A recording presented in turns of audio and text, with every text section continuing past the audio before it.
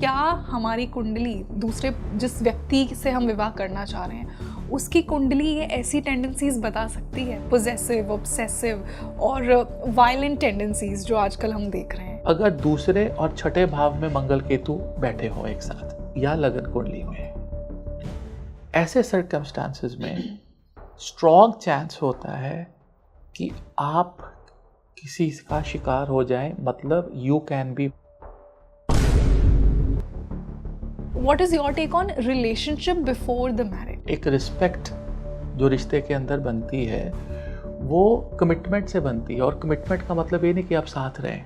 अगर मैं किसी को पसंद करती हूँ, कोई मुझे पसंद करता है, हम दोनों के चार्ट्स कैसे ये बताएंगे कि हम एक दूसरे का भाग्य एक्टिवेट करेंगे, हम एक दूसरे के लिए बहुत सपोर्टिंग एनर्जी लेकर आएंगे और साथ में ग्रो करेंगे? सप्तमेश अष्टमेश में बैठा है, चांसेस हैं कि कुछ ना कुछ एक्सट्रीम सर्कमस्टांसेस बन सकते हैं। अब उस इंसान की शादी चाहे आपसे हो, चाहे मेरे से हो, चाहे किसी और से हो, शादी केवल जरिया बनेगी 8th हाउस को एक्टिवेट करने का, आप उसका जरिया नहीं है। लकी मैरिजेस चार्ट में कैसे देखी जाती हैं? आपकी नवमांश कुंडली में सप्तम भाव और सप्तम भाव का स्वामी वेल प्लेस्ड है और उनके ऊपर बेनिफिक पॉजिटिव ग्रहों की, नेचुरली बेनिफिक ग्रहों की दृष्टि या कोई भी संबंध है। एक लड़की के अंदर क्या क्वालिटीज होनी चाहिए in the context of a happy marriage, और एक लड़के के अंदर भी एस्ट्रोलॉजी इसके ऊपर क्या कहती है? आपको अपने शनि को एनहांस करके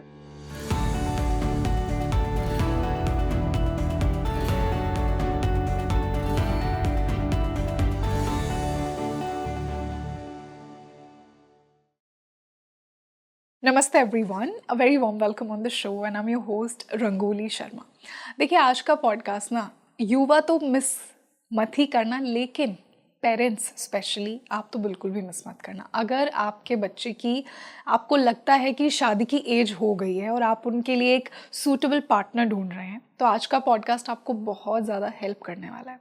देखिए, आज के मेरे गेस्ट ने ना बहुत ही इंपॉर्टेंट इंसाइट्स मुझे दी हैं कि हम बच्चों को ना एक माइंडसेट के साथ प्रिपेयर करते हैं कि ऐसा आपका पार्टनर होना चाहिए, ये आपको वहाँ से मिलना चाहिए, ऐसी फैमिली होनी चाहिए। आप क्या देंगे, आप क्या कंट्रीब्यूट करेंगे? और स्पेशली आज के सिनेरियो में देखिए, हर टाइप की मैरिज से डर लग रहा है, चाहे अरेंज हो चाहे लव मैरिज हो, क्योंकि हम एक पार्टनर को देखते हैं, सब ठीक लगता है और कुछ समय बाद आपको कैसे केसेस देखने को मिलते हैं, सिया और केतन, और कितने सारे हमें ऐसे एक्सट्रीम केसेस आज के समय में देखने को मिल रहे हैं जिनके नाम सुन के बच्चों के साथ साथ पेरेंट्स को भी डर लगता है कि जिस घर में मैं मेरा बेटा या बेटी दे रहा हूँ, कितने सेफ हैं वो। तो आई एम श्योर कि ये सिर्फ एक एस्ट्रोलॉजिकल काउंसलिंग नहीं है, आपके लिए, आपके रिलेशनशिप को समझने के लिए उस पर्सन के साथ विवाह आपको करना क्यों चाहिए, क्या आप रेडी हैं, बच्चों का क्या रोल है, अगर आप विवाह करेंगे तो आपकी लाइफ में कैसे वो अपलिफ्टमेंट आएगी। बहुत बार ना ऐसे ब्लेम भी कर दिया जाता है एक पार्टनर को कि ये लड़की से मेरी शादी हुई, इसके बाद इतने लॉसेस हो गए, फैमिली में भाई अलग हो गए, ये पार्टनर, ये मेल जब मेरी लाइफ में आया तो लाइफ में इतने चेंजेस आए। क्या सच में एक व्यक्ति आपका भाग्य बदलता है या फिर जो ऑलरेडी आपके चार्ट में लिखा है उसे एक्टिवेट करता है? आज मैंने इन सब पर बात की है, ज्योतिष के माध्यम से तो की है, बट बहुत ज़्यादा डीप स्पिरिचुअल इंसाइट्स भी आज के पॉडकास्ट में शेयर हुए हैं। और आज के मेरे गेस्ट ने, आप इसे एंड तक ज़रूर देखना, राइट एज ऑफ मैरिज बताई है, कलयुग को कंसिडर करके, जो हम केसेस सुन रहे हैं इनको कंसिडर करके, प्लैनेट्स की एज ऑफ मैच्योरिटी क्या होती है जब आप रेडी हैं एक लड़का और लड़के विवाह के लिए, आज के समय में कैसे मैरिज को अप्रोच करना चाहिए, आज हमने इस पर बात की है एस्ट्रोलॉजी के पर्सपेक्टिव से। और पर्सनली मुझे तो ये पॉडकास्ट बहुत ही पसंद आया। आई थिंक मैं बहुत ज़्यादा प्रिपेयर्ड हो गई हूँ आज के इस पॉडकास्ट को एक्सपीरियंस करके, और आप भी हो जाएंगे। तो इसे अंत तक ज़रूर देखिए। मैंने बहुत रेलिवेंट क्वेश्चंस पूछे हैं जो पेरेंट्स के मन में भी होते हैं, बच्चों के मन में भी होते हैं, और आई एम श्योर आपको बहुत ज़्यादा हेल्प मिलेगी। इसे ज़्यादा से ज़्यादा पेरेंट्स के साथ भी शेयर कीजिए, युवाओं के साथ शेयर कीजिए जो विवाह में बिलीव ही नहीं करते हैं, जो बच्चे, जो नहीं चाहते कि उनके बच्चे हों शादी के बाद, जो बहुत सेल्फ इंडिपेंडेंट और सेल्फ सफिशिएंसी में बिलीव कर रहे हैं और वो किसी पार्टनर को अपनी लाइफ में लाना ही नहीं चाह रहे। तो चलिए, let's dive into marriage today.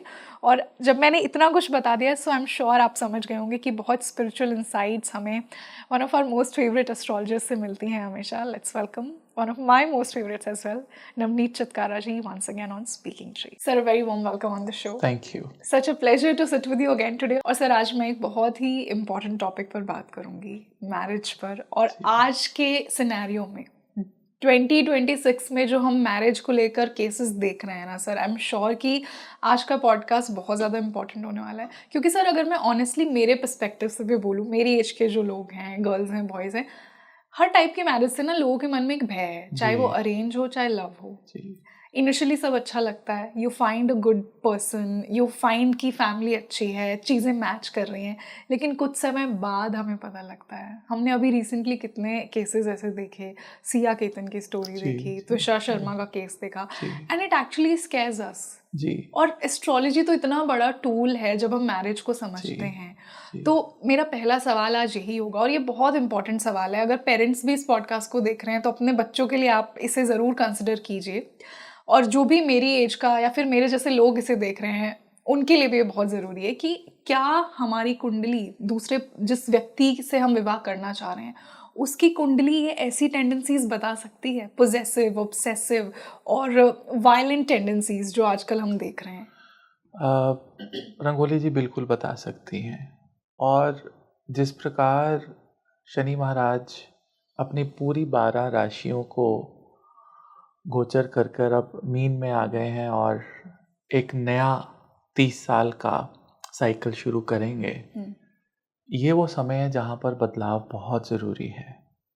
ये वो समय है जहाँ पर चाहे तो आप माँ बाप हैं, अपने बच्चे को विवाह के लिए प्रिपेयर कर रहे हैं, या आप युवा हैं और आप शादी करना चाहते हैं, आपको अपनी मनोवृत्ति को बदलना होगा।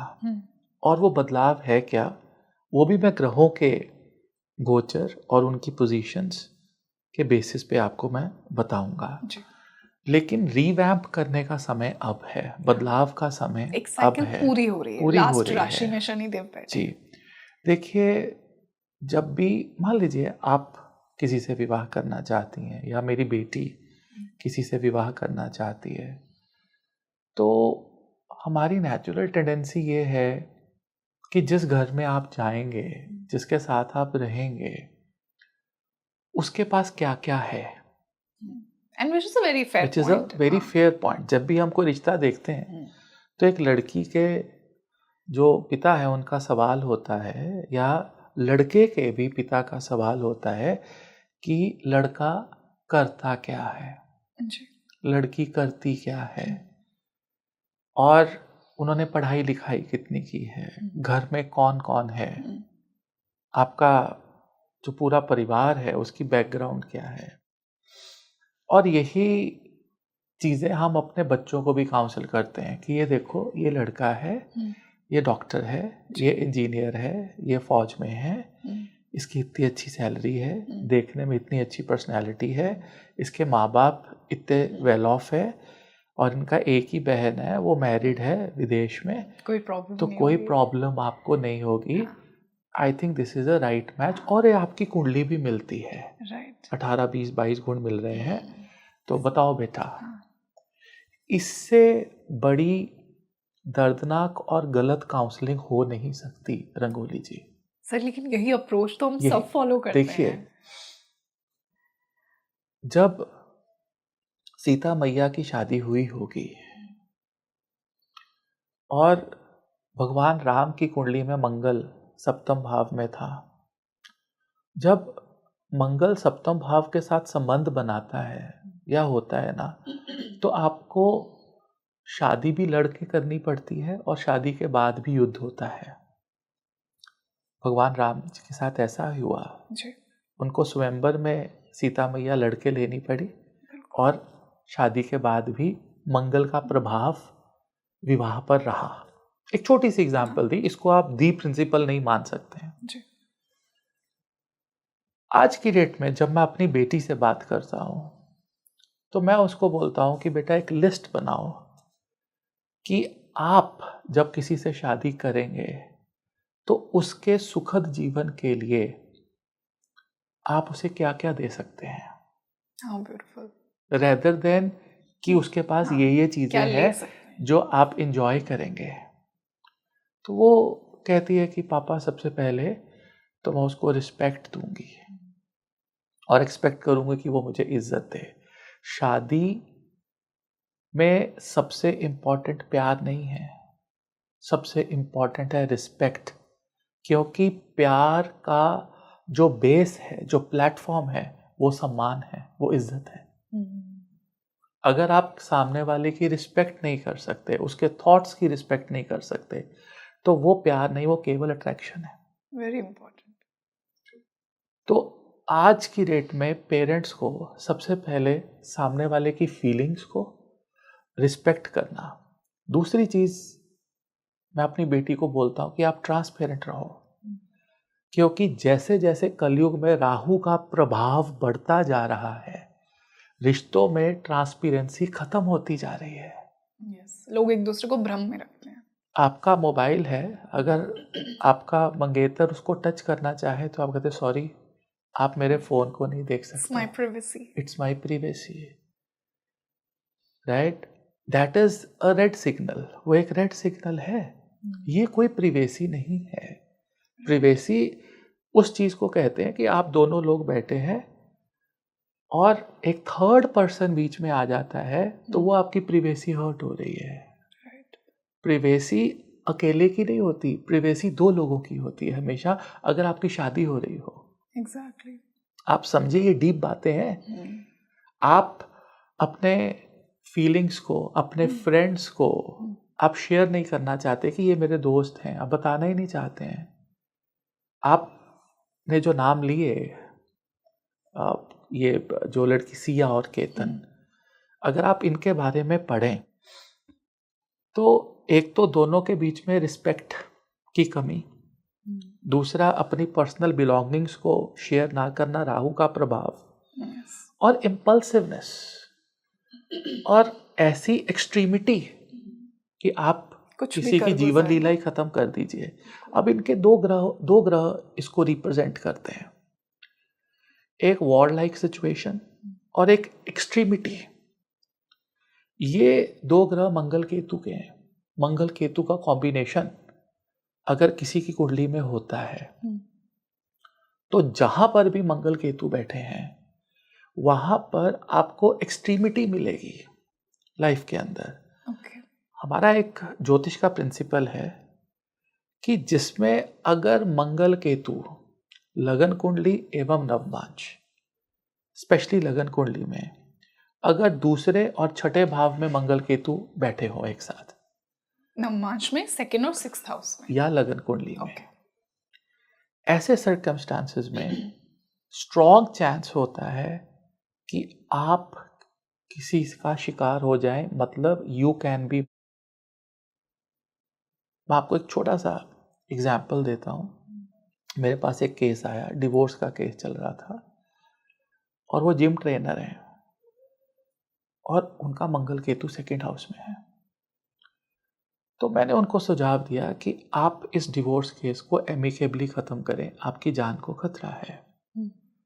अब आप ये देखिए कि सेकंड और सिक्स्थ हाउस को मैंने क्यों चुना आपके लिए, कि आप प्रॉब्लम में हैं। आपका मारक भाव द्वितीय भाव होता है और सेवेंथ, और सप्तम भाव आपके स्पाउस का भी होता है। सप्तम से 12वां छठा भाव होता है। हो गया। ओके। तो या तो आपके स्पाउस का लॉस, जो कि सिक्स्थ हाउस बताएगा, सिक्स्थ हाउस, और वो भी एक्सट्रीम सर्कमस्टांसेस में मंगल केतु, या आपका लॉस सेकंड हाउस में एक्सट्रीम सर्कमस्टांसेस, और वो एक सीक्रेट सर्कमस्टांस भी बनता है क्योंकि सप्तम भाव से वो 8वां भाव बन जाता है, which is a secret of your spouse. तो सीक्रेटली आपको प्रॉब्लम आ सकती है। लेकिन अगर यही युति आपकी कुंडली में अष्टम और 12वें भाव में बने तो आपकी प्रवृत्ति हो सकती है कि आप सामने वाले को खत्म करते हैं।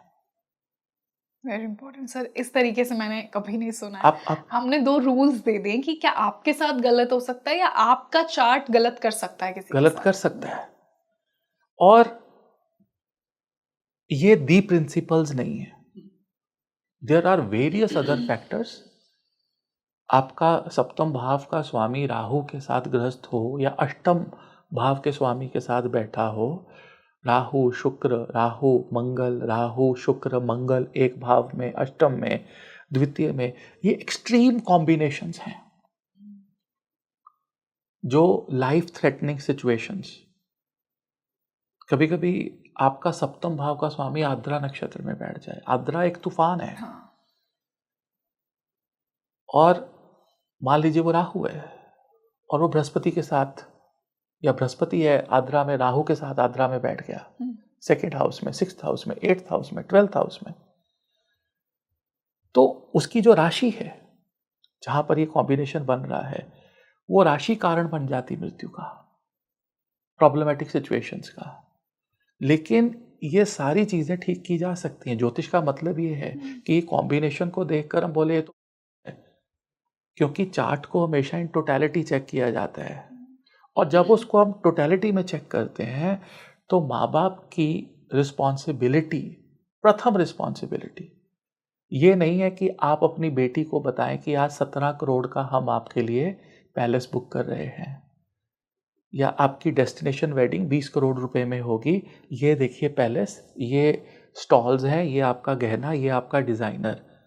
उससे पहले माँ बाप की और एक युवा की ये रिस्पॉन्सिबिलिटी बनती है कि वो 10 चीज़ें लिखें या 17 चीज़ें लिखें कि मैं अपनी शादी में ये 7 या 10 या 15 या 20 तरह की नरिशमेंट्स, कमिटमेंट्स मैं सामने को देने वाली हूँ, कि मैं क्या ऑफर कर रहा हूँ, मैं क्या ऑफर कर रहा हूँ, रेदर देन कि मुझे क्या मिल रहा है। बिल्कुल सर। कलयुग में समाज अपनी बेटी के लिए ये देख रहा है कि उसे क्या मिलेगा उस घर जाके, ये नहीं देख रहा है कि बेटी क्या देगी उस घर में जाकर। सही बात है। इससे बड़ी प्रॉब्लम हो ही नहीं सकती। आज वो समय आ चुका है जब आप सब लोगों को इसके ऊपर इंट्रोस्पेक्ट करना होगा, माँ बाप को ये शिक्षा देनी होगी। मुझे तो लगता है कि स्कूल और यूनिवर्सिटी में एक सेमेस्टर में एक सब्जेक्ट ये होना चाहिए कि आप अपने लाइफ पार्टनर को अपने जीवन के अंदर क्या सिग्निफिकेंट, क्या आप चीज़ें दे सकते हो, उसका एग्ज़ाम होना चाहिए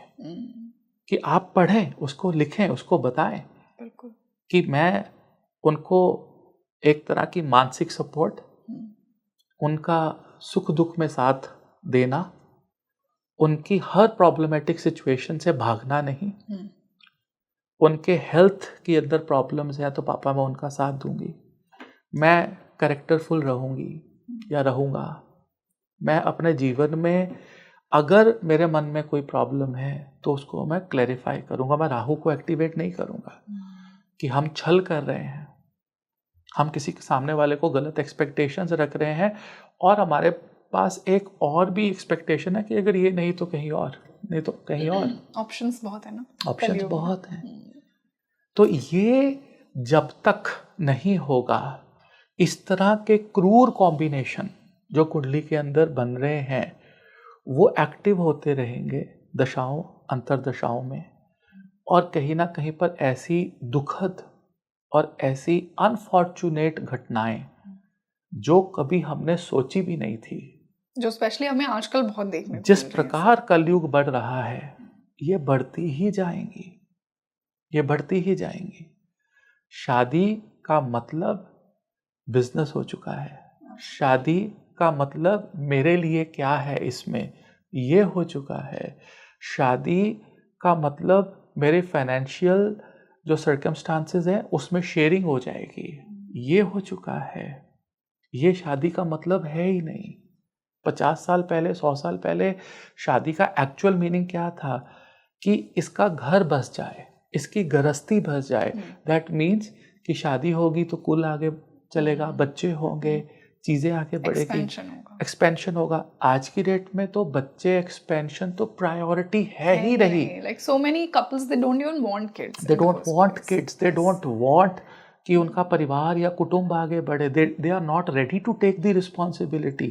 और कभी कभी वो इतने लेट हो गए हैं कि अब तो हमारी एज भी निकल गई बच्चों की, अब क्या करेंगे। ऐसा नहीं है सर, सेल्फ डिपेंडेंट इतने हो चुके हैं कि उन्हें मन भी नहीं करता कि उनके पास कोई हो। जी, तो ये विवाह का जब तक इस पूरे चीज को बदला नहीं जाएगा, आपको ऐसे कई केसेस सामने आएंगे आने वाले समय में।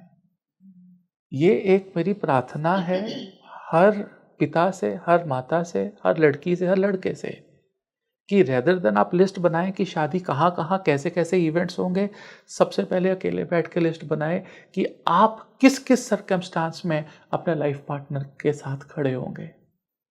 उसका चिंतन करें, उसको समझें, और शादी से पहले उसको एक छोटे से लव लेटर की तरह, ये मेरी कमिटमेंट्स है, यहाँ पर मैं रहूंगी और ये मेरी कमिटमेंट्स हैं।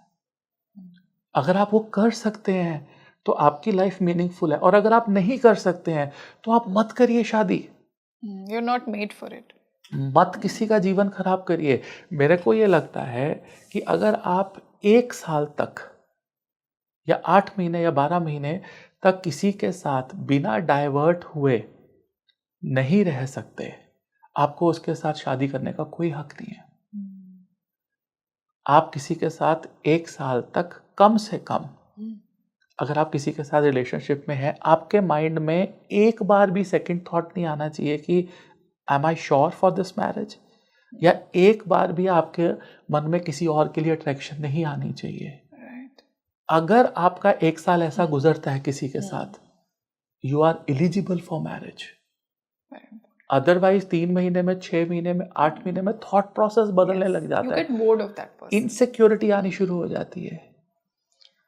और सर स्पेशली अभी तो ये बहुत ही ज़्यादा प्रेवलेंट है, क्योंकि हम बहुत से लोगों को देखते हैं विवाह से पहले दे आर इन रिलेशनशिप, या तो वो रोमांटिक रिलेशनशिप बहुत सालों से होगा, और फिर कुछ समय बाद even after they get married, वो जैसा आपने कहा वो अट्रैक्शन खत्म हो जाता है, क्योंकि आपके पास रिस्पॉन्सिबिलिटी आ गई। पहले वो सिर्फ एक ही इंसान था, अब पूरे परिवार को आपको बैलेंस करना है, मैनेज करना है। तो what is your take on relationship before the marriage, क्योंकि बहुत लोग लिव इन रिलेशनशिप में भी बिलीव करते हैं। जी देखिए, रिलेशनशिप और लिव इन और कोर्टशिप पीरियड, ये बहुत अलग अलग चीजें हैं। कोर्टशिप पीरियड का मॉडर्न वर्जन लिव इन है, कि कहाँ हम 2 घंटे 4 घंटे मिलते, एक दूसरे को पहचानते, let's live together and then will think of getting married. मेरे हिसाब से ये गलत है। देखिए, हमारे कल्चर में मर्यादा और किसी के भी जीवन को खराब करना, किसी की मानसिकता को, शरीर को खराब करना, ये अलाउड नहीं है, राइट। एक रिस्पेक्ट जो रिश्ते के अंदर बनती है वो कमिटमेंट से बनती है, और कमिटमेंट का मतलब ये नहीं कि आप साथ रहें, पहली बात। अब कोर्टशिप पीरियड 100% आज की डेट में होना चाहिए, और वो कोर्टशिप पीरियड कम से कम 1 साल का हो, ना 3 महीने का, ना 6 महीने का, ना 8 महीने का, कम से कम 1 साल का हो। और उस 1 साल के पीरियड में अगर आप डाइवर्ट नहीं हुए उस रिश्ते में, there are very strong chances कि आपकी शादी चलेगी, क्योंकि उस 1 साल में कुछ ना कुछ इवेंट ऐसा हो जाता है दोनों पेरेंट्स की तरफ से, या शादी के वेन्यू को लेकर, या शॉपिंग को लेकर, या किसी जॉब की प्रमोशन ट्रांसफर को लेकर, क्या आपके रिश्ते में कड़वाहट नहीं आई? टेस्ट करता है, टेस्ट करता है, और उसके लिए साथ रहना जरूरी नहीं है। That is not required. साथ रहने का मतलब है आप अज्यूम कर रहे हैं कि ये मेरी वाइफ है, आप अज्यूम कर रहे हैं कि ये मेरा स्पाउस है, और जब हम हस्बैंड वाइफ बन के रहेंगे तो ऐसा जीवन चलेगा जैसा चल रहा है।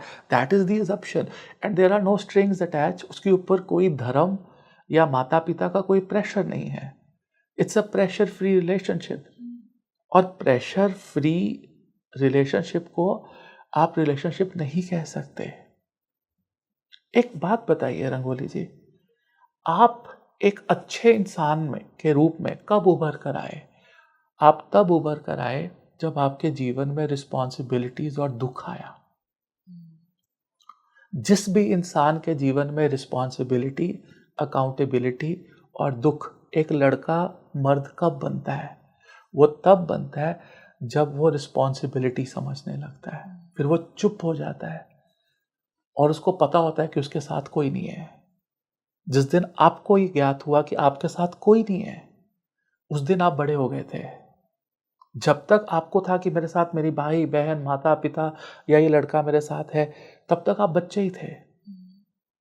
द डे कि मैं अपनी हर चीज के लिए खुद रिस्पॉन्सिबल हूं, उस दिन का इंतज़ार जब आप करते हैं और जब उस दिन पे पहुंचते हैं, उस दिन आप एक लड़की से एक दुर्गा का रूप, एक औरत के रूप में आ जाते हैं और एक लड़का मर्द बन जाता है।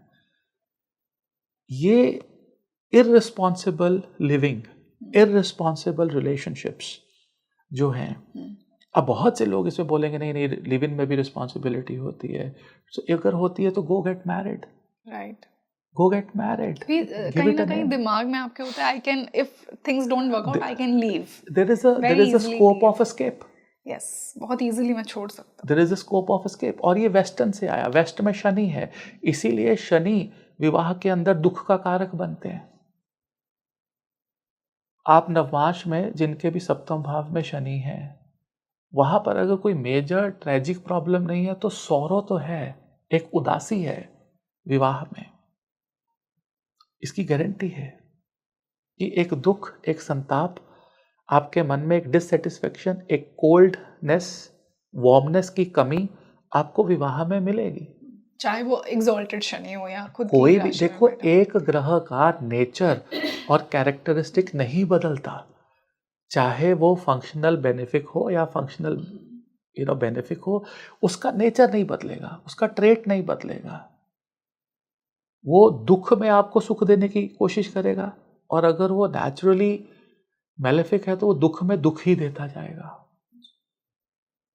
राइट। तो इसलिए आपको जीवन के अंदर विवाह में कोर्टशिप पीरियड का होना, एक दूसरे को जानना बहुत जरूरी है। और एक चीज आपने और नोटिस की कि जितने भी केसेस हुए इनमें इनकी आयु बहुत कम थी, हाँ, बहुत यंग थे, राइट। एक ज्योतिष का प्रिंसिपल बताता हूँ, हर एक ग्रह का एक मैच्योरिटी लेवल होता है, age of maturity of a planet. जैसे शनि का मैच्योरिटी लेवल 36 ईयर है, मंगल का मैच्योरिटी लेवल 28 ईयर्स है। तभी कहते हैं 28 के बाद मांगलिक हैं तो आप थोड़े शांत हो जाएंगे, शांत हो जाएंगे। इसी प्रकार देवगुरु बृहस्पति जो कि बच्चों के कारक हैं, शुक्राचार्य जो विवाह के कारक हैं, शुक्राचार्य का जो मैच्योरिटी लेवल है वो आफ्टर द एज ऑफ 25 है, 24-25। देवगुरु बृहस्पति जो कि एक विवाह को ब्लेस करते हैं, उनका मैच्योरिटी लेवल 2 लेवल पे आता है। एक 16-17 साल की आयु में जब आपको ज्ञान पाने की जिज्ञासा होती है, और दूसरा लेवल है 32वां साल of the maturity of Devguru Brihaspati. So technically अगर आप शुक्र और बृहस्पति के बीच में चले तो वो 25 से 32 साल का एक ब्रैकेट दी गई है। और उसमें भी अगर आप अग्रेशन कम करना चाहते हैं तो मंगल का लिए तो 28। तो मतलब आपका वीनस प्रेम मच्योर हुआ 26 के बाद, और मंगल शांत तो आपका 28 पे, और जो रियल मैच्योरिटी वो जुपिटर ने आपको एक आप एक प्रॉमिस कहते हैं कि यार आप मेरे लिए भगवान हैं अगर आप मेरे पति हैं, या आप मेरे लिए भगवान हैं अगर आप मेरी पत्नी हैं। वो आयु 32 के बाद शुरू होती है। तो अगर आप एक बिजनेस क्लास फैमिली से सोचते हैं कि 20-21 साल या मैक्सिमम 24 साल तक आपके बच्चे की शादी हो जाए, तो आज आप अपने बच्चे की तरफ देखिए कि 24-25 साल का बच्चे का मैच्योरिटी लेवल इस कलयुग में विवाह के लिए कितना है, कितना रिस्पॉन्सिबल है, कितना है। It's not about even responsibility Rangoli ji, it's about कि आप कितने जल्दी एग्जिट होना चाहते हैं उस चीज से। आपका इम्पल्स, आपकी एनर्जी, आपका माइंडसेट। जो लोग 19, 24, 25 साल की शादी कर रहे हैं उनको शादी के एक्चुअल मायने पता ही नहीं है। It's about settling down in life early, and it's about physical attraction and those dreams कि हम सुबह एक साथ उठेंगे, एक साथ सोएंगे, एक साथ घूमेंगे, जिंदगी ऐसे आगे बढ़ेगी, एक साथ सपने। That's not marriage. मैरिज में मेरे को तो लगता है कि कलयुग में जहां हम बैठे हैं, मैरिज लॉटरी है। लकी हैं आप अगर आपकी अच्छी है तो। अगर आपकी मैरिज अच्छी है तो आपसे सुखी कोई नहीं हो सकता, और अगर आपकी मैरिज खराब है, आप जितने मर्जी टैलेंटेड है, जितने मर्जी प्रोफेशनली आप स्ट्रांग हैं, आपसे दुखी कोई नहीं हो सकता। बिल्कुल सर। और सिंस आपने सुखी मैरिज की बात की, हमने नेगेटिव सिनेरियोज की बात की, अब मैं सुखी मैरिज की भी बात करना चाहूँगी कि एक चार्ट, एक कुंडली कैसे प्रॉमिस करती है। अगर मैं किसी को पसंद करती हूँ, कोई मुझे पसंद करता है, हम दोनों के चार्ट्स कैसे ये बताएंगे कि हम एक दूसरे का भाग्य एक्टिवेट करेंगे, हम एक दूसरे के लिए बहुत सपोर्टिंग एनर्जी लेकर आएंगे और साथ में ग्रो करेंगे। ये कैसे चार्ट से पता लगेगा? रंगोली, ये जो सवाल है ना, मुझे पर्सनली गलत लगता है। मैं आपको थोड़ा सा बताना चाहूँगा। अगर आप इसी क्वेश्चन को मेरे को ऐसे पूछते नेगेटिव वे में कि नवनीत सर, ये मेरे पास कोई है, उनकी शादी हुई और जैसे ही उनकी शादी हुई उनका एक्सीडेंट हुआ लड़के का, फिर थोड़े दिन बाद उसकी नौकरी चली गई, तो क्या एक लड़की का भाग्य किसी को खराब भी कर सकता है शादी के बाद? हाँ, ऐसा बहुत लोग सोचते हैं कि आप देखो ना, जब से ये लड़की हमारे घर में आई है, सब कुछ लॉस खत्म हो गया, हमारा बिजनेस खत्म हो गया, भाई लड़ पड़े, सब कुछ हो गया। और आपने ये पॉजिटिव सेंस में पूछा कि क्या भाग्य चमकाया जा सकता है। दोनों सिनेरियोस के अंदर आंसर इज नो, क्योंकि शादी और स्पाउस आपका जरिया है आपकी अपनी कुंडली के अंदर वैसे फॉर्चुनेट या मिसफॉर्चुनेट इवेंट्स को एक्टिव या डीएक्टिवेट करने का। जैसे आपको मैं छोटी सी एग्जांपल देता हूं। मान लीजिए किसी का सप्तम भाव का स्वामी अष्टम भाव में बैठा है, जब विवाह होगा तो सप्तम भाव एक्टिवेट होगा, राइट? सप्तमेश अष्टमेश में बैठा है, चांसेस हैं कि कुछ ना कुछ एक्सट्रीम सर्कमस्टांसेस बन सकते हैं। अब उस इंसान की शादी चाहे आपसे हो, चाहे मेरे से हो, चाहे किसी और से हो, शादी केवल जरिया बनेगी 8th हाउस को एक्टिवेट करने का। आप उसका जरिया नहीं है, क्योंकि उसके अपना स्पाउस वाला जो भाव है उसकी कुंडली का, उसका स्वामी ही खराब बैठा है। तो जब भी विवाह होगा तो उसकी लाइफ में अष्टम भाव की चीजें एक्टिवेट हो जाएंगी, या सप्तम भाव का स्वामी तीसरे में बैठा है। सर लेकिन एक्टिवेट कहीं ना कहीं मेरे आने के बाद हुआ है ना, शादी के बाद हुई, शादी के बाद हुई, आपकी अपनी कुंडली की वजह से। वो जो योग है वो आपकी अपनी कुंडली में है, आपके स्पाउस की कुंडली में नहीं है। आपकी अपनी कुंडली, सप्तम भाव का स्वामी मान लीजिए 12वें में बैठा है, इट्स लॉसेस, इट्स प्रॉब्लम। सप्तम भाव का स्वामी तीसरे में बैठा है, वो आपकी कुंडली में बैठा है, आपका स्पाउस केवल जरिया बना। सोचिए, इसको डीपली इंट्रोस्पेक्ट करिए। She is only a medium, a tool, लेकिन उसके लिए गुनाहगार वो नहीं, आपकी कुंडली, आपके कर्म है। इसी प्रकार अगर सप्तम भाव का स्वामी चौथे में बहुत अच्छा बैठा है, या सप्तम भाव का स्वामी दशमें में बहुत पावरफुल होके बैठा है, तो आते ही बिजनेस, काम में उन्नति। अब आप बोलेंगे अरे ये तो इसके आने से हुआ, लेकिन आपकी कुंडली ने आपके विवाह के बाद उस चीज को एक्टिवेट करना था। उस जगह पे कोई भी लड़की हो सकती थी, लेकिन अगर लड़की की कुंडली भी बहुत पॉजिटिव है उन सब चीजों को लेकर, तो वो उसको मल्टीफोल्ड प्रमोशंस और प्रोग्रेस। और अगर लड़की की कुंडली अच्छी है तो वो जो नेगेटिव योग बन रहा था उसमें थोड़ी सी कमी आ जाती। इसीलिए मैच मेकिंग की इंपॉर्टेंस है। सो टेक्निकली किसी की भी लड़की की कुंडली किसी भी लड़के के लिए एक बहुत बड़ा यश अपयश, लाभ हानि नहीं लेकर आती। ये आपकी अपनी कुंडली में योग होते हैं, लेकिन आपका लाइफ पार्टनर उसका जरिया बनता है।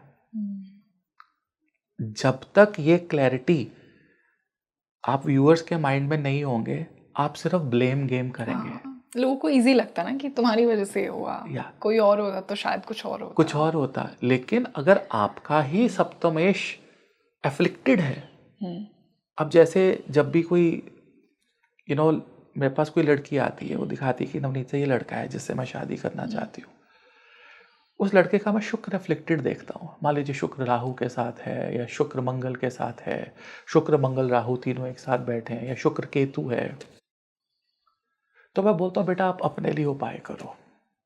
बोले कि सर कुंडली में तो इसके प्रॉब्लम है, तो मैं अपने लिए क्या उपाय करूँ? सिमिलरली अगर कोई लड़का एक लड़की की कुंडली लेकर आता है और लड़की की कुंडली में बृहस्पति के साथ राहु है, क्योंकि लड़की की कुंडली में पति बृहस्पति है, तो मैं लड़के को बोलता हूं कि बेटा आप अपने लिए उपाय करो, बी मेंटली प्रिपेयर्ड। अब उसका क्या मतलब हुआ? मतलब ये है कि शुक्र राहु या बृहस्पति राहु या सप्तम भाव का स्वामी अगर एफ्लिक्टेड है तो आपकी शादी के बाद उसकी कुंडली उसके लिए दुख एक्टिवेट करेगी और उसका दुख आप उसका जरिया बनेंगे। अगर आपको ये थीम समझ में आती है तो पहली बात तो आप किसी को ब्लेम नहीं कर सकते, उसके बाद वो आपका ही प्रारब्ध है, आपका ही कर्म था कि ये हुआ, कर्म था कि वो हुआ। तो ये जो फिंगर पॉइंटिंग होती है ना कि जब से मेरे घर पे आई, हमारे घर पे आई, उन लोगों को मैं ये बोलूँगा कि आप अपनी कुंडली को इंट्रोस्पेक्ट करिए। जैसे मैंने स्टार्टिंग ऑफ द पॉडकास्ट में बताया कि क्या आप हो सकते हैं या आप करेंगे, ये दोनों योगों को आइडेंटिफाई करना बहुत ज़रूरी है। और इसमें होता क्या है, both the parties are at loss, right, दोनों का मेजर लॉस होता है। तो शादी की शुरुआत 18, 19, 20 साल से नहीं होती है। शादी की शुरुआत वो 5 साल के बच्चे से ग्रूम करना, आपको गिविंग बनाना, आपको सेक्रीफाइसिंग बनाना, ये जब तक नहीं होगा आपके जीवन के अंदर, जब तक आप अपने बच्चों को ये सब चीज़ें नहीं सिखाएंगे, विवाह टूटते रहेंगे, डिवोर्स का जो रेशो है वो बढ़ता रहेगा और ऐसे सिया और केतन जैसे हजारों केस आते रहेंगे। बिल्कुल, इट्स हाई टाइम कि हम एक्चुअली समझें कि विवाह करना क्यों है। सर बहुत से लोगों को तो पता नहीं होता, जस्ट बिकॉज कि आपको लगता है कि सोसाइटल एक कंडीशनिंग है, कोई आ जाएगा, लोनलीनेस मिट जाएगी, कोई साथ होगा तो। देखिए ये फैक्टर्स हैं लेकिन ये प्राइमरी फैक्टर्स नहीं हैं। विवाह का मतलब एक फ्लो है जिसमें हम एक साथ बहेंगे, एक साथ चलेंगे, from this point two that point is the last day on the earth. और उसमें बहुत सारे, आपका पूरा परिवार मेरा होगा, मेरा पूरा परिवार, मेरा मोबाइल फ़ोन, मेरे जीवन के सारे सीक्रेट्स। जब आप खुद को इतना स्पिरिचुअली शेयर कर सकते हैं तो what's a phone in front of, आप ये देखिए ना, लोग शेयर कितना ज़्यादा आज की डेट में प्रिवेसी बढ़ चुकी है रिश्तों के बीच में, which is not a good thing. I need my space. Privacy couple की होती है, प्रिवेसी इंडिविजुअल की नहीं होती है। बहुत इंपॉर्टेंट बात किया जा। Privacy is of a couple. Privacy is not between two people. अगर वो एक साथ देना चाहते हैं, अपनी ज़िंदगी साथ निभाना चाहते हैं, मैं तो बोलूँगा कोई भी लड़का, कोई भी लड़की अगर आपको डिनाई करती है, अपने सीक्रेट्स, अपना फ़ोन, अपनी कई चीज़ें, या आपके जितने भी दोस्त मित्र उनको छुपाती है, I think you should stop the relationship there and then. It's a red alert. क्योंकि ये चीज़ें विवाह के बाद एक बहुत घिनौना रूप ले लेती हैं, एक बहुत डिफ़िकल्ट सिचुएशन ले लेती हैं। सो आपको ये नहीं करना है। Very important. सर यहाँ से एक बहुत ही इंपॉर्टेंट सवाल मैं पूछना चाहूँगी। हम एक्चुअली में ऐसे मैच्योर इंडिविजुअल्स दो देखते हैं, जब उनका विवाह हुआ तो इमोशनल अपलिफ्टमेंट, सपोर्ट और एक्चुअली बहुत ही हैप्पी मैरिजेस होती हैं, जो लकी मैरिजेस की आप बात कर रहे थे। और कहीं ना कहीं आइडियली जिनका मैरिज को लेकर अच्छा ओपिनियन है ना, वो सभी चाहते हैं कि एक बहुत अच्छा पार्टनर आए, लाइफ बहुत अच्छी चले। तो ये लकी मैरिजेस चार्ट में कैसे देखी जाती हैं? कौन से ग्रह, कौन सा डिविजनल चार्ट, क्या इन्वॉल्व होगा यहाँ पे? देखो, जो लकी मैरिजेस हैं इसमें 2 एनवायरनमेंट्स हैं आपके पास। अब बहुत ध्यान से सुनने वाली बात है। मान लीजिए आपकी किसी के साथ शादी हुई और आप सामाजिक तौर पे आप जब भी जाते हैं और आप बहुत अच्छा कपल दिखाते हैं एक दूसरे को, लेकिन घर आते ही आपके बीच में मनमुटाव है जो पूरे संसार को नहीं पता है। ऐसी मैंने हज़ारों शादियां देखी हैं कि बाहर लोग उनकी एग्जाम्पल देते हैं और अंदर उनका सिनेरियो बहुत ख़राब होता है। किसी की भी कुंडली में जो मैरिज के एक्सटर्नल एनवायरनमेंट्स हैं, सर्कमस्टांसेस हैं कि विवाह के बाद हमारे सर्कमस्टांसेस कैसे होंगे, एनवायरनमेंट कैसा होगा, वो लगन कुंडली D1 चार्ट से देखा जाता है। सप्तमेश, सप्तम भाव का स्वामी, सप्तम भाव, पहला भाव, द्वितीय भाव, इन सब चीज़ों को जो है हम देखते हैं। यहाँ पे लग्न कुंडली की इंपॉर्टेंस है दोनों के लिए, हस्बैंड एंड वाइफ। या सर्कमस्टांसेस कैसे होंगे, लेकिन जो इंटरनल मेंटालिटी है, जो आप दोनों के बीच की अंदर की बात है, वो कितनी पॉजिटिव है या कितनी नेगेटिव है, वो D9 नवमांश कुंडली से देखी जाती है। जैसे एक सास बहू बहुत पॉलिश्ड एक किटी पार्टी में जा रही है और सब कह रहे हैं आपका तो आपकी बहू के साथ बहुत प्यार है और बहू का आपके मदर इन लॉ के साथ प्यार है, लेकिन घर जाते ही वो एक दूसरे को बुलाती भी नहीं है या वो कंप्लेनिंग मोड में आ जाती है, उसको लगन कुंडली से नहीं देखा जा सकता, उसको नवमांश में देखना होगा। तो अगर आपकी नवमांश कुंडली में सप्तम भाव और सप्तम भाव का स्वामी वेल प्लेस्ड है और उनके ऊपर बेनिफिक पॉजिटिव ग्रहों की, नेचुरली बेनिफिक ग्रहों की दृष्टि या कोई भी संबंध है, तो आपका विवाह सुखद होगा। लेकिन अगर नवमांश का सप्तम भाव और सप्तमेश एफ्लिक्ट होता है तो आपकी विवाहिक जीवन खराब होगा। फॉर एन एग्जाम्पल, मान लीजिए आपके सप्तम भाव का स्वामी बृहस्पति है, आपकी जो है मिथुन लगन की कुंडली बन जाती है नवमांश में, और यही बृहस्पति अगर 12वें में बैठ गया राहु के साथ तो आपका प्रॉब्लमेटिक सिचुएशन है मैरिज में।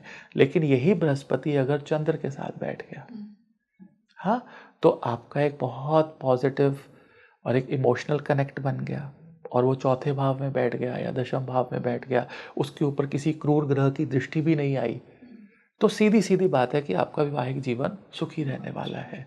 लेकिन और वो भी कैसा, वो आपका सीक्रेट इंटरनल एनवायरनमेंट है, वो नहीं जो दिखेगा। और मान लीजिए अगर दिखने वाला एनवायरनमेंट भी बहुत खराब है और अंदर वाला एनवायरनमेंट यानी भी बहुत लग्न भी खराब और है, नवमांशा दोनों में ऐसी सिचुएशन है, सप्तमेश जो है वो बिल्कुल खराब बैठे हैं, तो आपका जो लाइफ है वो खराब चलेगा। जैसे अभी मेरे पास एक केस आया, तो उसमें तो पूरे समाज को ये पता था कि शादी इनकी बहुत अच्छी चल रही है और सब कुछ। तो मैंने जब उनका देखा तो मैंने देखा कि सप्तम भाव का स्वामी अष्टम में है, राहु के साथ ग्रस्त है। तो मैंने उनसे पूछा कि देखिए आपको तो बहुत अच्छा मैरिज है, लेकिन इंटरनली मुझे चीज़ें अच्छी नहीं नज़र आ रही हैं। तो बोले आप सही कह रहे हैं सर, कि हम बाहर से तो बहुत यूनिक और बहुत लविंग कपल नज़र आते हैं, लेकिन अंदर से हमारी कंपैटिबिलिटी, और प्लस मुझे ये लगता है कि मैं कहीं ना कहीं पर अपने स्पाउस को चीट करती हूँ, because of my relatives, because of my friends, because of my x friends. तो और मेरा जो पति है वो मेरे को भगवान मानता है। तो मैंने उसको बोला कि देखो ऐसे सिनेरियो में पहली बात तो मैं आपको कुछ मंत्र देता हूँ, कुछ उपाय देता हूँ, आप वो करो और अपने माइंडसेट को बदलो और उसे फर्दर दुख मत दो। और फिर उसने वो पूजा पाठ किया, मंत्र किए, पूजाएं की, साधनाएं की। तो फिर वो 6 महीने बाद आके बोली कि Navneet sir, I am totally out of it और मैं अपने पति के लिए 100% डेडिकेटेड हूँ। लेकिन इस ट्रांजिशन का मैंने अपने हस्बैंड को नहीं बताया। मैंने कहा बताने की ज़रूरत भी नहीं है, he will be very hurt. लेकिन आप आज की डेट में 100% डेडिकेटेड हैं उनके लिए, ये बहुत बड़ी बात है। तो यहाँ पर ज्योतिष काम आता है कि आप आइडेंटिफाई करो कि इंटरनली भी, जैसे आपके घर शादी के बाद बेटी आती है तो बहुत खुश, बहुत अच्छे कपड़े डाले, सब कुछ, और आपको लगता है बहुत खुश है, लेकिन पिता या माँ अलग में जाके पूछती है कि बेटा सब ठीक तो है, कोई प्रॉब्लम तो नहीं आ रही, खाना अच्छा मिलता है, चीज़ें अच्छी मिलती हैं, सब ओके है। तो फिर वो बताती है, वो जो इंटरनल चीज़ है वो देखी जाती है D9 चार्ट से। सर सिंस आपने कंपैटिबिलिटी की बात की, बहुत पेरेंट्स के मन में ना ये एक डाउट होता है और बहुत सही डाउट भी है कि गुण तो हमारे अच्छे मिले थे फिर भी सेपरेशन हो गया। तो कंपैटिबिलिटी एक्चुअली में और किन किन एरियाज में देखनी चाहिए, क्योंकि ये जो गुण मिलान है 36 ये बहुत पुराने समय से चला रहा है और अभी हम अलग टाइम्स में हैं, वी कैन सी। देखिए ये बहुत बहुत ब्यूटीफुल क्वेश्चन है। गुण मिलान को हम तारा मैत्री या नक्षत्र मैत्री भी बोलते हैं। गुण मिलान 2 लोगों की मैरिज का केवल 10% है। 10%? That's it. मैं इससे ज़्यादा इसको वैल्यू नहीं देता। और लोग इसे कितना इंपॉर्टेंस देते हैं कि 18 मिल गए तो खुश हो गए, 20 मिल गए, वाओ। 90% आपको एक इंसान की इंडिविजुअल कुंडली को रीड करना है, उसका टेम्परामेंट, उसकी हेल्थ, उसके संस्कार, उसके घर का सुख। जैसे चौथा भाव लगा लीजिए, चौथा भाव नवमांश का महाविद्या है। महाविद्या मतलब देवी का भाव है, सुख का भाव है, पंचम भाव नववांश का ये एक ज्ञान का भाव है, ये भगवान शिव का भाव है। मान लीजिए अगर आपका चौथा भाव नववांश का जो है वो कहीं ना कहीं पर रिफ्लेक्टेड है, उसमें मेलेफिक्स बैठे हुए हैं, शनि राहु बैठा है, शनि केतु बैठा है, तो मुझे पता है कि जिसके साथ मैं शादी कर रहा हूँ उसमें कुंडली में घर का सुख नहीं है, एनवायरनमेंट जो है घर का वो अच्छा नहीं है। तो आपके चाहे 32 गुण मिलते हों या 25 गुण मिलते हों, आपको 100% पता होगा कि इसके जीवन में घर का सुख भोगना नहीं लिखा। या नववांश के लगन में किसी के शनि राहु की युति है, तो आपका नववांश का लगन आपका एटीट्यूड बताता है आपकी लाइफ के बारे में, या आपका किस तरह का एटीट्यूड है।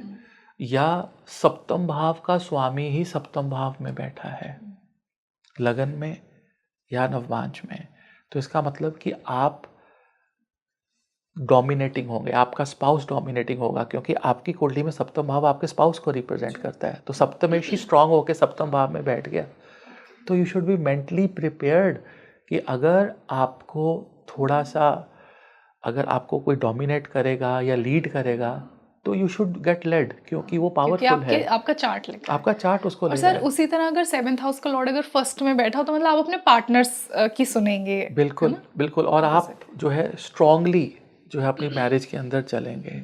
अब जैसे मेरे पास अभी पीछे एक कंसल्टेशन आई, वो रशिया से थे, हस्बैंड वाइफ, तो जो दोनों थे वो FMCG का बिजनेस करते हैं, उनके बहुत सारे स्टोर्स हैं, तो वो पार्टनर थे आपस में। तो मैंने उनका जैसे ही चार्ट देखा, सप्तमेश उस जो जेंटलमैन थे उनका बहुत पावरफुल सप्तमेश बैठा था, तो मैंने उनको कहा कि ये जितने भी आपका नेटवर्क है बिजनेस का, इसमें लीड आपकी पत्नी करती होगी और उसको करना बहुत अच्छा है। तो उनको बोला हाँ, हम 25 साल से पार्टनर हैं और सारे चीज़ों को वो लीड करती है, she is the leader of my business, और मैं पीछे, और मैं बहुत सुखी हूँ। और मैंने देखा कि कई मैरिजेस में अगर एक फीमेल लीड कर रही है और उसमें लीडरशिप क्वालिटीज़ हैं जो आपकी कुंडली में दिखा रही हैं कि आपके स्पाउस के पास वो क्वालिटीज़ हैं, तो उस सिचुएशन के साथ लड़ना अपनी शादी को ख़राब करना है। तो मुझे ये लगता है कि विवाह का एक और मतलब निकलता है, और बहुत से लोग इसके लिए मुझे नेगेटिव कमेंट्स दे सकते हैं। हम सोचते हैं कि विवाह का मतलब इक्वालिटी है, राइट? देखिए, विवाह का मतलब इक्वालिटी तब है जब आप म्यूचुअल अंडरस्टैंडिंग और रिस्पेक्ट की बात करें, वहाँ तक इक्वालिटी सही है। लेकिन जब प्रोफेशन की बात करें, जब लीडरशिप क्वालिटीज़ की बात करें, तो या तो यू शुड लीड और यू शुड गेट लेड। या तो आप देखो, आपको देखना पड़ेगा सामने वाले को कि ये इसके अंदर पावर है, और आप जितनी जल्दी उसको एक्सेप्ट करेंगे आपकी मैरिज उतनी अच्छी होगी। और अगर आप उसको एक्सेप्ट नहीं करेंगे तो आपकी मैरिज खराब होगी। वहाँ पर इक्वालिटी का कोई दूर दूर तक लेना देना नहीं है, क्योंकि आपकी इंडिविजुअल पर्सनालिटी इक्वालिटी जो होती है रंगोली जी, वो एक म्यूचुअल अंडरस्टैंडिंग है कि आप चाहे आप कलेक्टर लगे हुए हैं या आप जनरल हैं, मैं एक छोटे से ऑफिस में काम करती हूँ, लेकिन जब हम घर पे आए एक दूसरे के साथ बैठे तो हम इक्वल होने चाहिए। आप कलेक्टर होके भी अगर मैं क्लर्क हूँ तो आप मेरी उतनी इज्जत करेंगे और मैं भी आपकी। Equality is a personal thing, equality is not a professional thing, equality is not about the money that you have. आपको अगर आपका हस्बैंड 10, 20, 50, 100 करोड़ महीने का कमा रहा है तो आपको उसको रिस्पेक्ट देनी ही पड़ेगी। बिल्कुल, you will have to get led by him.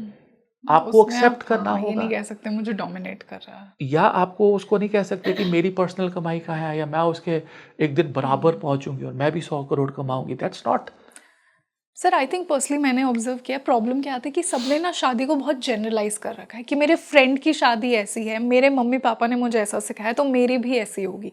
और यहीं पे एस्ट्रोलॉजी का बहुत बड़ा रोल आता है, क्योंकि वो आपको अपनी इंडिविजुअल पर्सनैलिटी समझा रहा है, दूसरे की पर्सनैलिटी समझा रहा है, which is very important. Very important. Sir यहाँ से ना एक मेरा बहुत ही important question, and I think इस पार्ट को आप बिल्कुल भी मिस मत करना, ये आज के इस डिस्कशन का जो हम ब्यूटीफुल मैरिज पे एस्ट्रोलॉजिकल डिस्कशन कर रहे हैं उसका लास्ट सवाल होगा। How do I become a good wife in a marriage? How do I become a good husband in a marriage? और ये मैं इसीलिए बोल रही हूँ कि मैं क्या contribute करूँ, एक लड़की के अंदर क्या qualities होनी चाहिए in the context of a happy marriage, और एक लड़के के अंदर भी एस्ट्रोलॉजी इसके ऊपर क्या कहती है? देखो, सबसे पहले अगर आप शादी खुशहाल चाहते हैं तो सबसे पहला प्रिंसिपल राइट एज, और राइट एज 25 साल 28 साल से पहले नहीं है कलयुग के अंदर, क्योंकि राहु का प्रभाव है। आपको ग्रहों की मैच्योरिटी होने दीजिए। सो जितने भी पेरेंट्स ये पॉडकास्ट देख रहे हो उनकी बेटी 29-30 साल की है, मुझे लगता है कि आप लकी हैं कि आपकी बेटी एक मैच्योरिटी गेन करके शादी करेगी, उसको वैल्यू होगी शादी की। आप बिल्कुल भी टर्बुलेंट मत फील करिए कि 31-32 साल की बेटी होगी और वो आप एकदम बौखलाए हुए हैं, उस पे भी प्रेशर, आप पे भी प्रेशर है कि जल्दी से शादी करनी है, कर लो, सबने कर ली। Yes, same apply to a male, that let you should only marry a mature guy, right, that's the first thing. दूसरी जो एक सबसे इम्पॉर्टेंट शादी में मुझे लगता है वो है कि आपको अपने शनि को एनहांस करके पेशेंस लानी चाहिए। शनि पेशेंस सिखाते हैं। किन किन एरियाज में? हर एक एरिया में, कोई भी एक स्पेसिफिक एरिया नहीं होना चाहिए कि मुझे यहाँ पे मैं इम्पेशेंट हूँ और मैं यहाँ पे पेशेंस हूँ। हर एक घर का झगड़ा, हर एक दुख, हर एक चैलेंज सॉल्व किया जा सकता है पेशेंस से।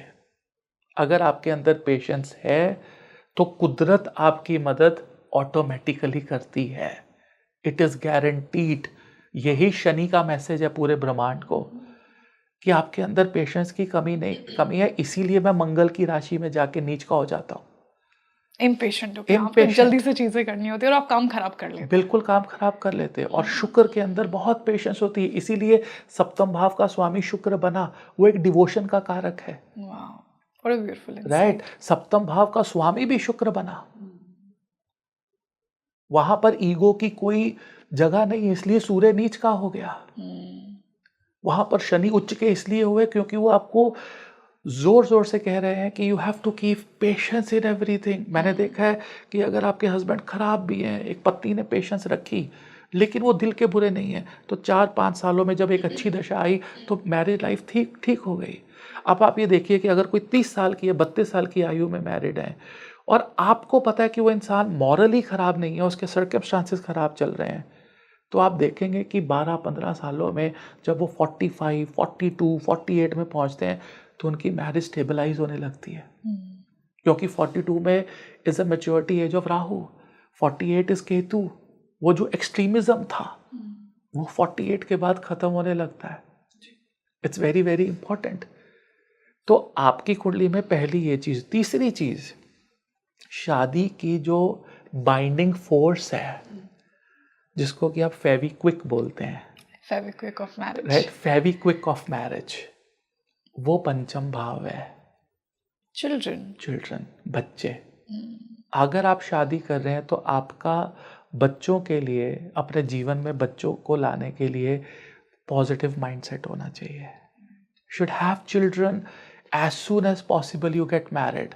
डोंट थिंक अबाउट कि मेरा करियर सेट होगा, फिर मेरे पास पैसे आएंगे, फिर बच्चा आएगा। हो सकता है बच्चा अपना भाग्य लेकर आए और उसके जन्म लेते ही उसको एक रॉयल घर में रहना हो, पिता की प्रमोशन, माँ की प्रमोशन, पिता की सेहत ठीक, यहाँ से सपोर्ट, वहाँ से सपोर्ट, और उसके इतने अच्छा प्रारब्ध हो कि उसे अच्छी अच्छी गाड़ियों में बैठना हो, अच्छे व्हीकल्स में बैठना हो, अच्छे हॉस्पिटल में आना हो।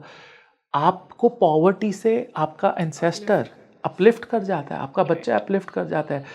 तभी सप्तम भाव से 11वां भाव, the games of marriage is the 5th house, very important, which is the favicol of your marriage. और आजकल लोग सर क्या करते हैं, शादी के they take some good amount of time कि 5-6 साल बाद विल हैव किड्स, और उस उतने में तो बहुत चीज़ें खराब हो जाती हैं।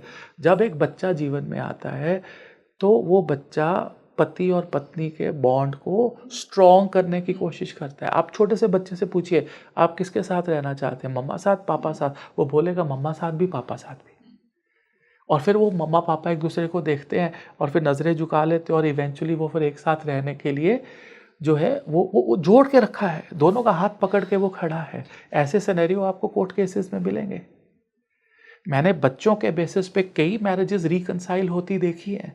मैंने लड़कियों को बदलते देखा है, लड़कों को बदलते देखा है, just looking at the baby. तो वो पंचम भाव को एक्टिव करना बहुत जरूरी है। और शादी को आप कंपेनियनशिप की तरफ लेकर जाएं। कंपेनियनशिप भी पंचम भाव में, फ्रेंडशिप भी पंचम भाव में है। एक दोस्ती वाला माहौल, एक पेशेंस वाला माहौल। अगर ये चीजें अगर आप कर सकते हैं और इन टोटलिटी आपको एक कुंडली बहुत पेशेंट कुंडली नजर आती है, अग्रेसिव कुंडली नहीं नजर आती है, they really want to have children, तो आपकी शादी सक्सेस हो जाएगी। ऑल्दो मैंने अपने पूरे ज्योतिष करियर में कोई भी मैरिज परफेक्ट नहीं देखी है, उसमें कोई ना कोई प्रॉब्लम होती है। वो प्रॉब्लम पेशेंस और विल पावर से ठीक हो जाती है लाइफ के अंदर। आपको धैर्य रखना ही होगा। If you learn to keep patience, मुझे ये लगता है कि पेशेंस इंसान के लाइफ में 36वें साल के बाद आती है। तो अराउंड 32 से 35-36 साल की एज में अगर आपकी शादी होती है तो आप शनि की मैच्योरिटी की तरफ आगे बढ़ रहे हैं। That is a perfect age. You will learn to remain patient. और गुणों से पहले आप एक लड़का या लड़की की इंडिविजुअल कुंडली के बारे में पता लगाएं, उनकी आने वाली दशाएं, उनकी फाइनेंशियल स्थिति, वो कितने पेशेंट हैं, उनकी कितनी विल पावर है, कितने लविंग है, उनका एटीट्यूड बच्चों की तरफ क्या रहेगा। अगर आप ये सब चीज़ें देख सकते हैं एक कुंडली में और फिर आपके ठीक ठाक गुण भी मिलते हैं, you should never say no to that marriage. You can go ahead, because गुण मैत्री जो है, तारा मैत्री 10-15% से ज़्यादा आपकी लाइफ में इम्पैक्ट नहीं देती है, और हम उसी को 90% बना के बैठे हैं, बिल्कुल sir, which is wrong. Sir I am sure कि आज का पॉडकास्ट बहुत ज़्यादा मिथ्स ब्रेक करेगा, और ये अपने आप में एक एस्ट्रोलॉजिकल काउंसलिंग थी, जैसा मैंने कहा स्टार्टिंग में कि ये युवा के लिए तो इम्पॉर्टेंट है ही जो शादी करना चाहते हैं, बट पेरेंट्स के लिए भी उतना इम्पॉर्टेंट है कि जब आप अपने बच्चे का विवाह कर रहे हैं तो आप क्या कुछ देखें। बहुत अच्छा लगा सर, और हमेशा की तरह बहुत ही स्पिरिचुअल इंसाइट्स मिले। Thank you so much. और मुझे भी शादी के लिए बहुत आपने प्रिपेयर कर दिया इस पॉडकास्ट से। Thank you. तो आप मुझे बताइए कैसा लगा आपको आज का ये पॉडकास्ट। मैंने आपको प्रॉमिस किया था इंट्रोडक्शन में ही कि पेरेंट्स के लिए भी उतना ही इंपॉर्टेंट होगा। मैंने बहुत रेलेवेंट क्वेश्चंस पूछे हैं, मैरिज कंपैटिबिलिटी, गुण मिलान, क्यों आपको विवाह करना चाहिए, कब वो राइट एज होती है, कौन से प्लैनेट्स का रोल बहुत ज़्यादा आ जाता है, ये जो आजकल हम एक्सट्रीम केसेस देख रहे हैं, और कैसे आप उनको बेटर बना सकते हैं, कैसे खुद को बेटर प्रिपेयर कर सकते हैं। देखिए जैसा आज के पॉडकास्ट में डिस्कस हुआ कि बहुत ही ब्यूटीफुल एक रिश्ता है शादी, अगर उसे सही तरीके से अप्रोच किया जाए, अगर आप उसके लिए प्रिपेयर्ड हैं तो definitely it would add that beauty in your life. और आज के इस डिस्कशन से मेरा यही इंटेंशन था कि मैं आप तक वो राइट नॉलेज पहुंचाऊं। तो आप मुझे बताइए आपके क्या क्वेश्चंस है अपने बच्चों के लिए। अगर पेरेंट्स ये पॉडकास्ट देख रहे हैं, जो भी आपके नवनीत सर से क्वेश्चन है वो आप लिखिए, मैं डेफिनेटली उनके आंसर्स सर से डिस्कस करके आप तक रिप्लाई ज़रूर पहुँचाऊँगी। और साथ में लिखिए कि आप अगर अपने बच्चों के चार्ट्स अगर आप मैच करवाना चाहते हैं तो आप अपनी डिटेल ज़रूर लिखिए, हम ज़रूर आप तक उनके आंसर्स पहुँचाएंगे। This is your host Rangoli Sharma. मैं आपके लिए ऐसे ही इंपॉर्टेंट और यूजफुल डिस्कशंस लेकर आती रहूँगी। I will see you in another podcast. नमस्ते।